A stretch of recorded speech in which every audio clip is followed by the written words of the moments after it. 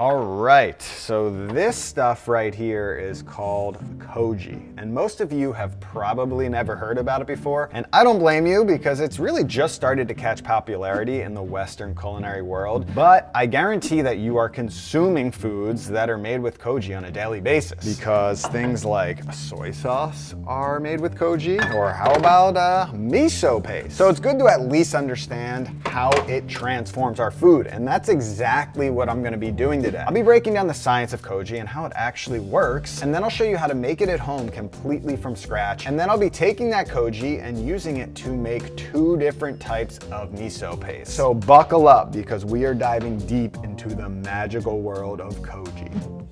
Now, whenever I start a bigger food project like this, I'm generally a bit overwhelmed because this isn't normal cooking. We're working in the world of microbiology, and that can be scary. For me, the best way to combat that is just to learn more about what's actually going on. So that's the first thing we're gonna cover, and I'm gonna try to do it very simply. So the term koji is the Japanese term for rice that is inoculated with a specific mold, or basically has a mold grown all over it. And that specific mold is called Aspergillus orzai, or Aspergillus orzai, however you want to pronounce it, and it is magical. It basically takes these starchy foods like rice or beans, and it works like a key to unlock nutrition, to unlock incredible flavor, and really transform these basic dried pantry goods into incredible products that we all love to consume, like a miso paste, a soy sauce, or even a sake. And one thing that makes koji very unique in the world of fermentation is that it's always a 2-step process, and I'll be covering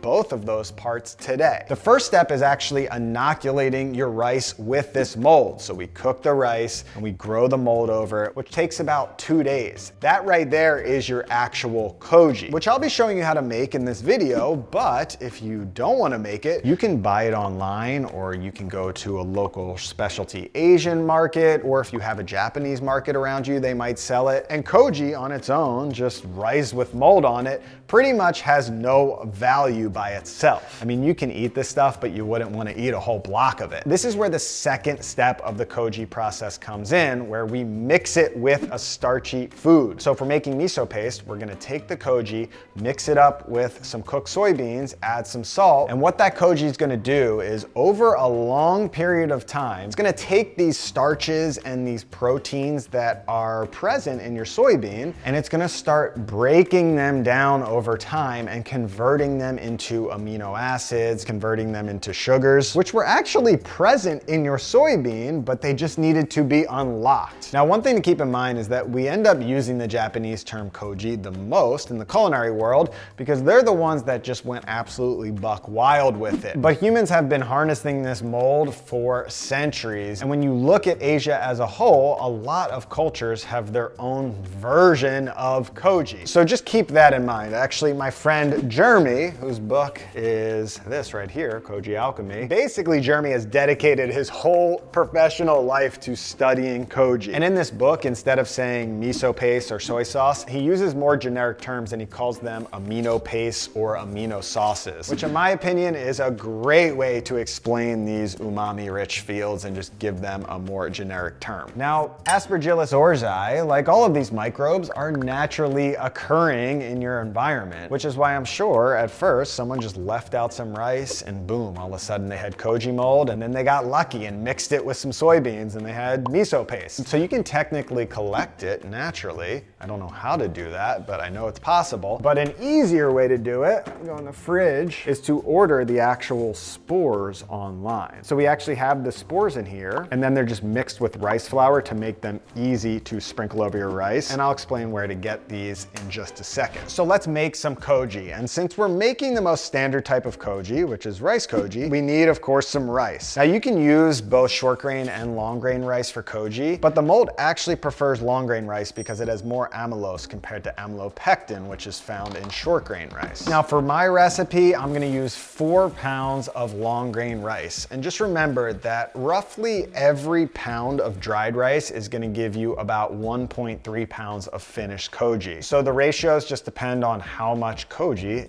you want to make at home. Now we need to cook our rice to not only sterilize it to give the mold a nice clean base to grow off, but also the mold won't grow on dried rice. It needs to be cooked so it can attach itself to the grains. So the first thing I'm gonna do is soak all of my rice overnight, and I'm gonna be steaming this rice, which is by far the preferred way to make your koji, because by steaming, we're really gonna get a nice separated grain so the mold can completely cover every rice grain. Now, having said that, you can cook it in a rice cooker or in a pot. You just won't get perfect separation of those grains, which again is not as ideal as steaming, but it will still work. So now that my rice is fully hydrated, I'll drain off the rice, and one of the best ways to steam this amount of rice is to use a cheesecloth or a muslin cloth to really hold all of those grains together. So I'll pour out all of my soaked grains onto my cheesecloth, and I'll wrap that up at the top with a little knot to keep everything in a bundle. And I've got a little steaming basket that I'm gonna pop at the bottom of my pot to keep the rice elevated above the water, and I'm gonna steam it for 50 minutes total. And this is pretty cool right here because you can actually see the process of those rice grains slowly starting to gelatinize as they steam over time.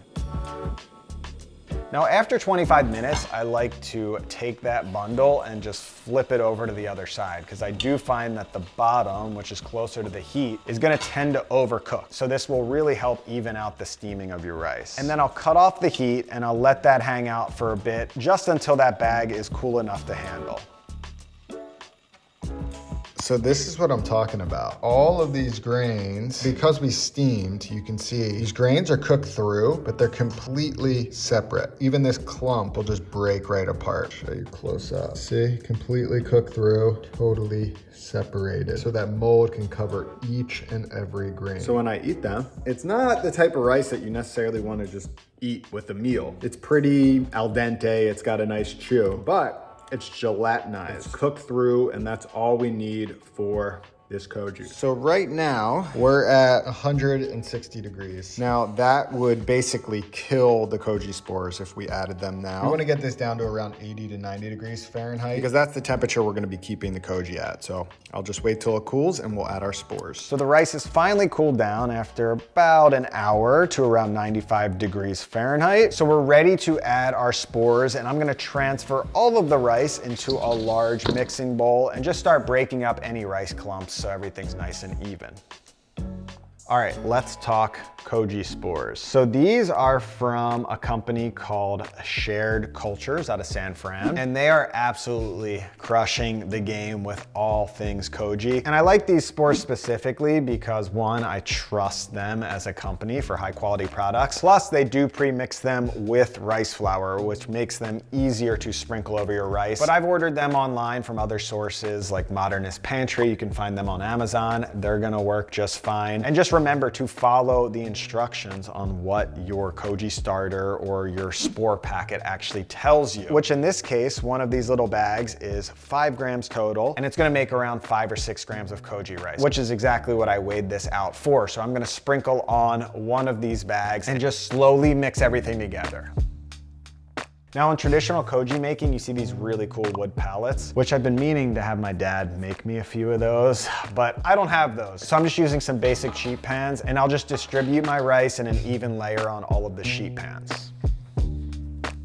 And now we can talk about actually growing or inoculating this mold on the rice, which is probably gonna take a little bit of ingenuity if you're making this at home, because koji is originally cultivated in a very humid and warm environment. And for me, I'm sitting right here in Long Island in the middle of winter, which is the exact opposite. We've got cold and dry. So we need to figure out how to mimic a humid and warm environment at home. And there's a few ways to do that. So first we're gonna tackle humidity, because mold needs moisture to survive. And the way I'm gonna do that is take a few clean cloths, soak them in water, and just wring them out so they're just damp, and lay those over the trays. And then I'm gonna wrap them all in some plastic wrap. I'm using a compostable plastic wrap right here to keep that moisture in, but I will poke some holes in there because I don't want to suffocate the koji. It's finding a nice balance where most of the moisture is staying in, but you're still getting a little bit of airflow.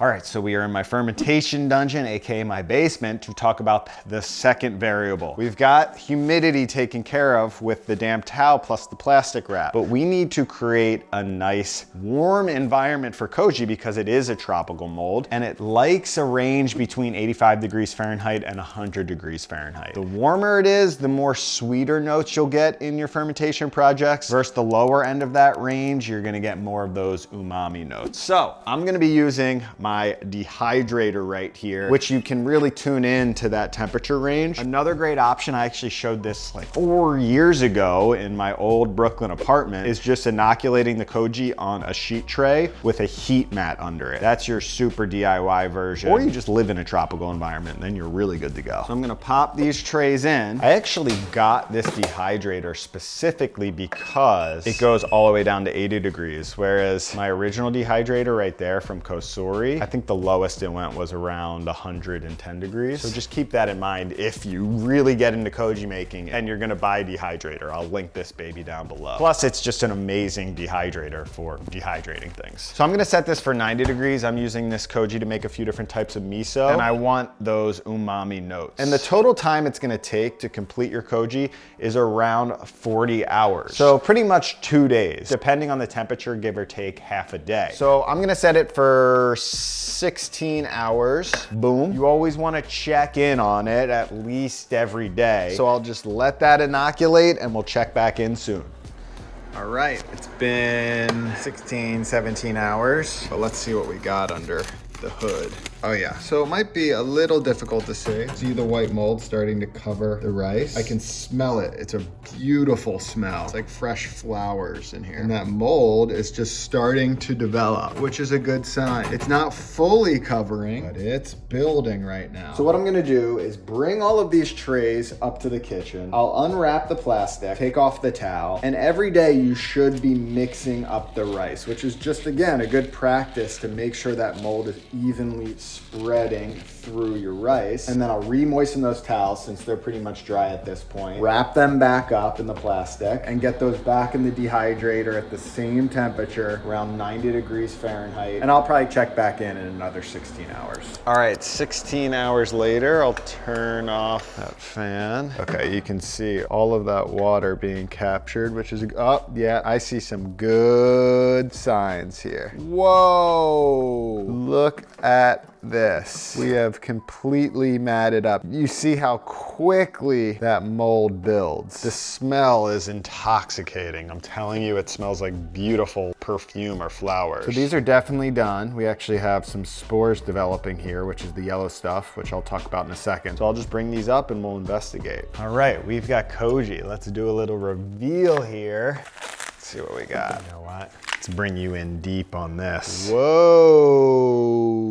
Check out that beautiful mat of Koji right there. That's insane. So the yellowing right here is a sign that the spores are starting to develop, and you can actually capture those to make more Koji. Now, if it starts turning green, like if this whole thing turns green, that's when your Koji has gone too far, but just a little yellowing like this is no problem. And there you go. That is phase one, making Koji at home. And if all of that seems a bit insane, I totally understand. I mean, you almost have to be like a crazy person to make your own Koji. For me, like, this is the type of stuff I absolutely love. Just like Jeremy, who's dedicated his life to this stuff, I found a deep love for making Koji and all of the projects that come along with it, which is phase two. So it took us about 2-3 days to make the Koji. Now for phase two, we slow things down a lot. We're talking months to potentially years of aging these products like miso paste and soy sauce. And of course, there are so many things you can do with this Koji. I would suggest reading a book like Koji Alchemy or any other books on Koji out there. But today, I'm just gonna show you how to make a simple miso paste. Actually, 2 different versions. So to make a miso paste or any type of amino paste, you only need 3 items: your dried beans or legumes,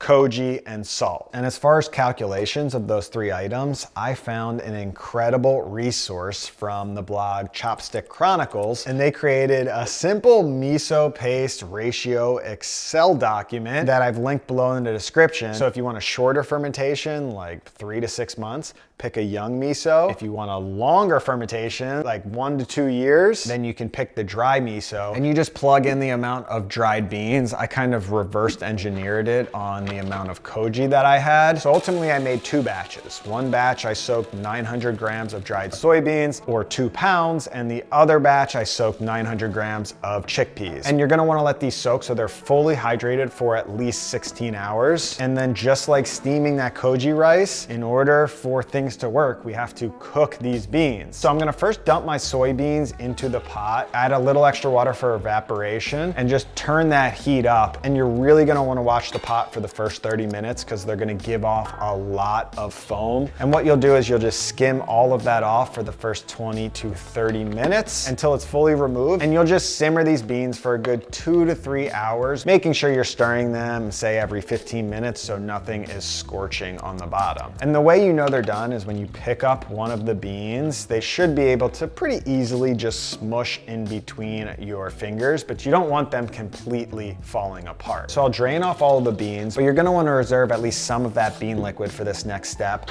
And we'll add those beans into a big bowl. I'm gonna add 1,350 grams of my koji and then 500 grams of salt, which seems like a ton of salt, but that salt's gonna break down over a really long process, and it's necessary for the preservation and the fermentation. And I'll mix everything together while simultaneously mashing the beans in with the koji. And when things are feeling a little dry, that's when we go in with the bean liquid in order to get a texture where you're getting these nice clumps just like this. Like a nice ball of wet sand that you could toss and like do some damage on a sibling.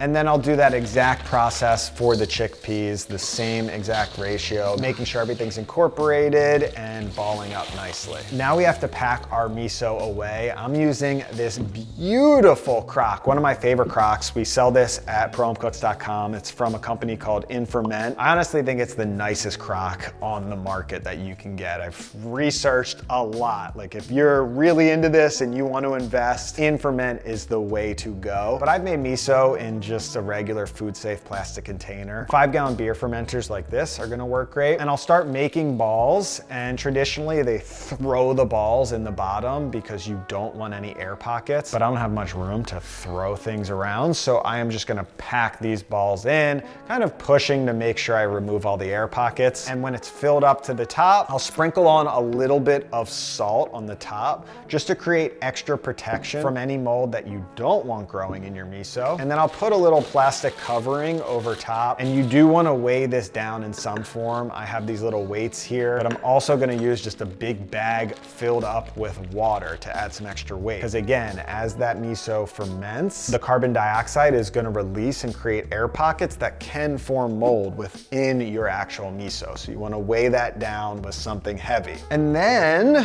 what do? We wait a really long time, which seems kind of crazy to do, like a project that's gonna take 3 months minimum, but it's fun. You check in on it, and honestly, before you know it, you're gonna have miso paste, and it's such a big amount of miso paste that it's worth the time you put in, because you just have to make it once a year. And traditionally, these crocks were put outside or buried in the ground, so they went through multiple seasons, and that's kind of what you want. If you are gonna keep it at one temperature, I would suggest something cooler, so it's just a little easier to maintain. But a miso in its natural environment is gonna prefer going through a cool season and then into a hot season and then potentially doing that all over again. So for me, putting mine in the basement and just checking in on it every now and then is gonna be the way to go. And of course, I don't have anything to show you, but I have made miso in the past, which you can see here in a prior video. The power of koji is just absolutely incredible. So I will keep you updated on that miso process. You're gonna see it in a lot of videos. You'll see it on my Instagram. I'm actually simultaneously making soy sauce from scratch, which I'm not gonna show until that's finished, like 6 months from now. And hopefully, I don't know, a few of you try this, or you buy some koji online, or if you watch this video, you at least now know where your miso paste comes from. So I'll see you soon.